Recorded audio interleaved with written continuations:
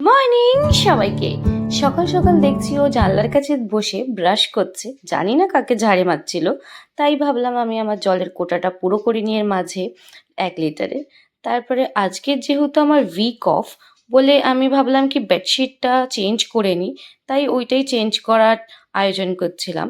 তারপরে নতুন বেডশিট পাতলাম, পেতে ওইটাকে ভালো করে গুছিয়ে তারপরে বালিশগুলোর কভার চেঞ্জ করে আমি ভালো করে গুছিয়ে সাজিয়ে রাখলাম। তারপরে ভাবলাম কি লাঞ্চটা কমপ্লিট করে নিই। আজকের লাঞ্চে ডাল, ভাত, মাছ, উচ্ছে ভাজা আর মাছের তরকারি ছিল। তাই আমরা একটা জায়গায় বেরাবো বলে ড্রেসগুলো রেডি করলাম। আমরা বেরালাম, এই টোটোতে ওঠার পরে তারপরে মেট্রোতে গেলাম।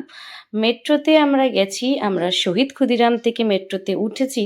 তারপরে আমরা রবীন্দ্র সরোবরে ট্রেনে যাব।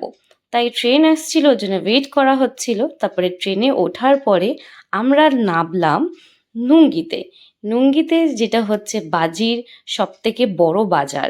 তো হ্যাঁ, আজকের আমরা বাজি কিনতে এসেছি।